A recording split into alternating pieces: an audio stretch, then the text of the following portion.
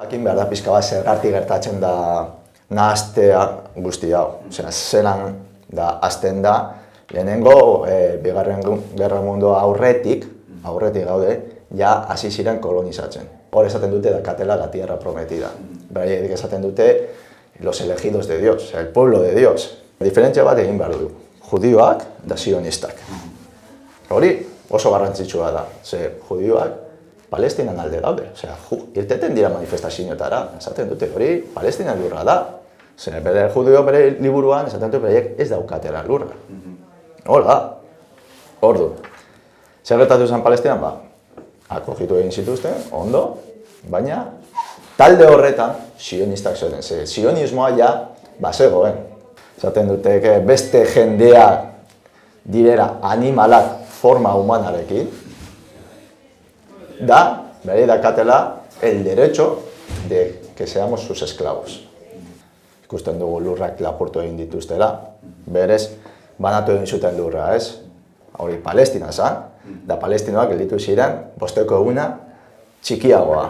Dia poliki kolonoak eta bizkatxoak lurrak hartzen, ez? Eta hori lag egin zaila egiten orain arte. Osea, ze Palestinan dago, hor Sudafrikan egin zan berdina bizkatxoak. Ez un estado de apartheid. Dia bigarreneko herritarrak bezala, ez? Esango genuke.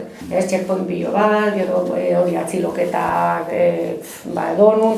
Olakoak gertatu izan dira ja, osea, 75 urtetan. Eta berez beren objetiboa ez da bakarri Palestina.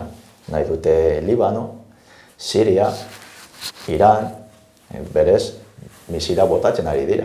Nahi dute konflikto hau eskala egin dezala, horrela, jungo da Papa Estados Unidos, laguntzera, konfliktua handitu egingo da gertatzen ari dena Palestinan, izango da gauza txiki bat. Orduan egingo dute nahi dutena. Orain arte ia ez da hitz egin genozidio batetaz. Esaten zuten hau gerra bat zala.